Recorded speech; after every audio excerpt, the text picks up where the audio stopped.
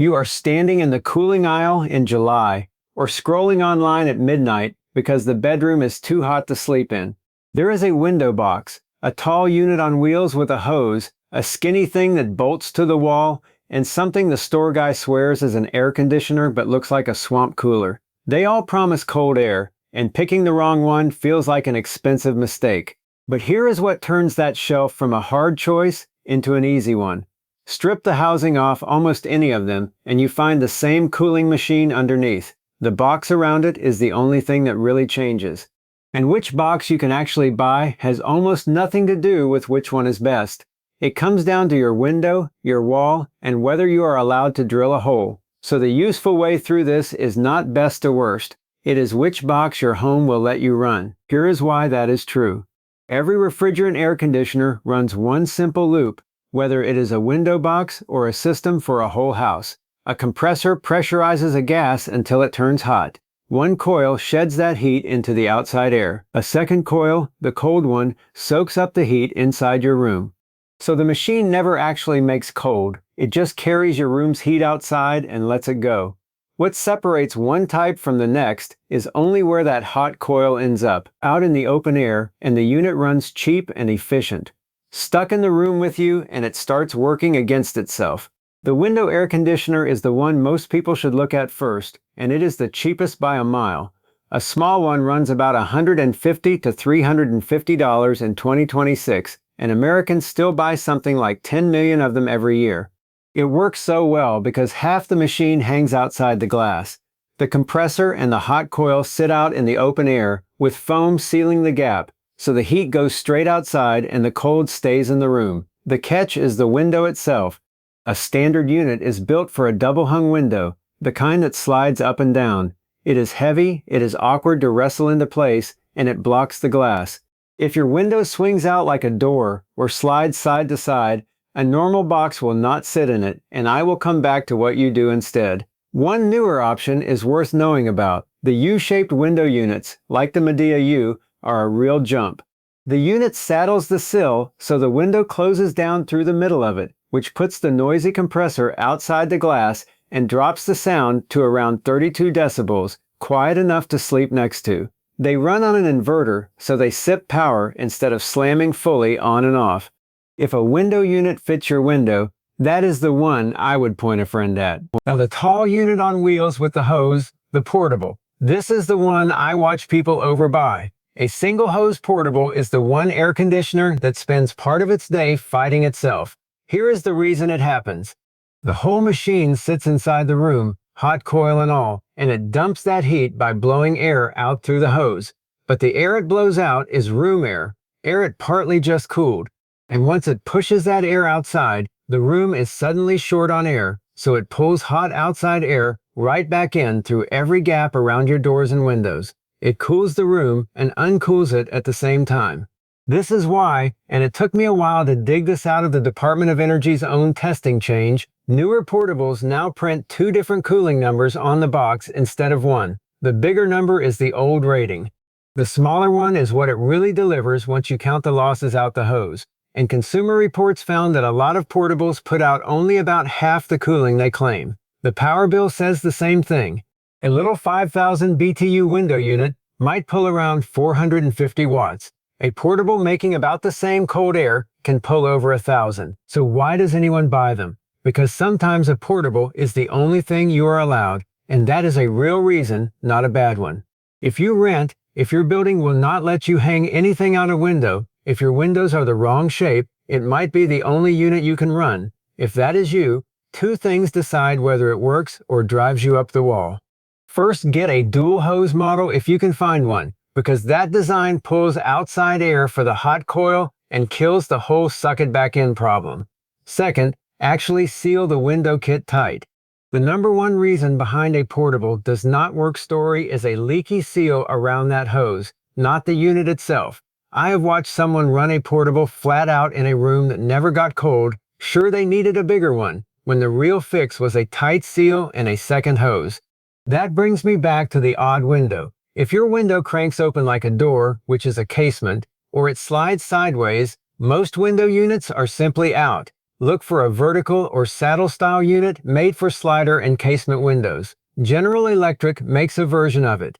It costs more than a plain box, but it beats being forced into a portable you never wanted. What if you do not have a good window to give up at all? That is where a through-the-wall unit comes in.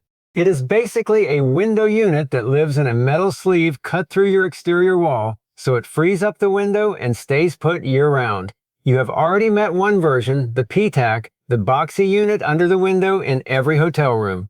Those almost always heat and cool both, which is how a hotel keeps one room warm and the next one cold. The trade is a permanent hole in your wall, so it is a commitment, not a weekend experiment. Now we step up to the one I would call the real long-term fix, the ductless mini split.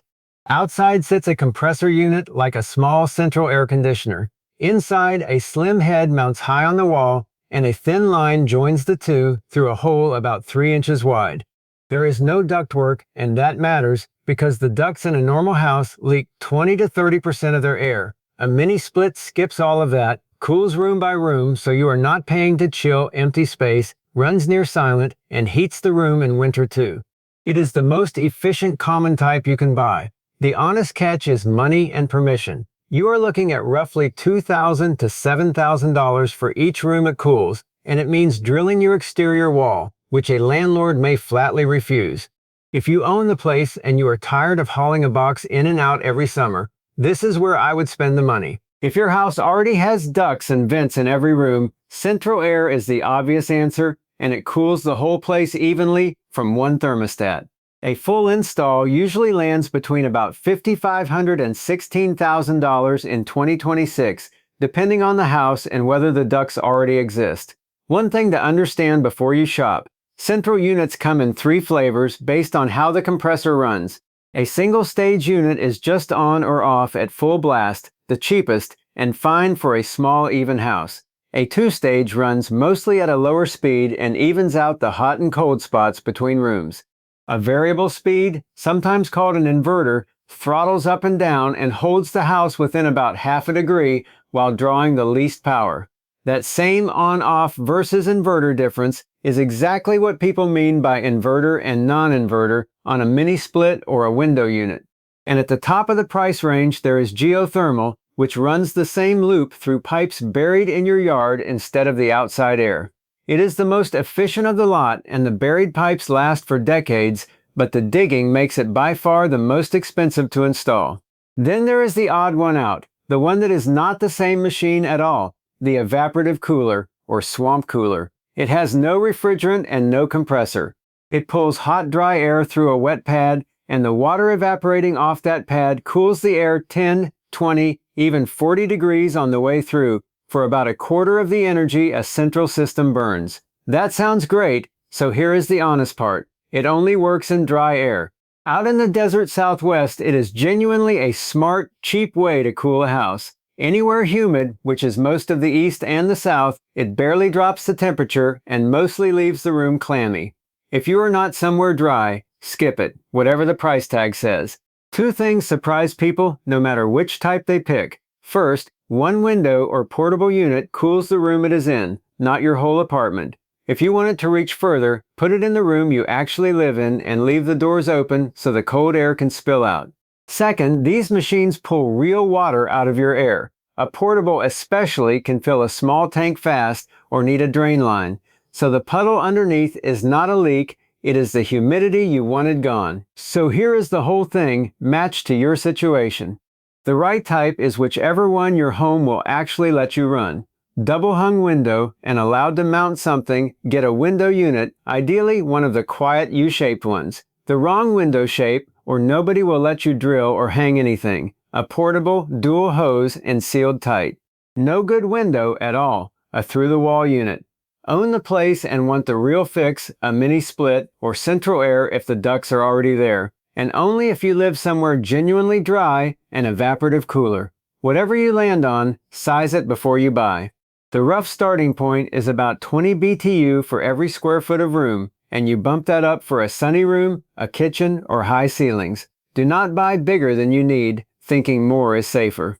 An oversized unit cools the air fast, shuts off before it ever pulls the humidity out, and leaves you in a cold, clammy room. The exact models I called out, the quiet U-shaped window units and the dual hose portables, are down in the description, so you are not guessing which one matches your window.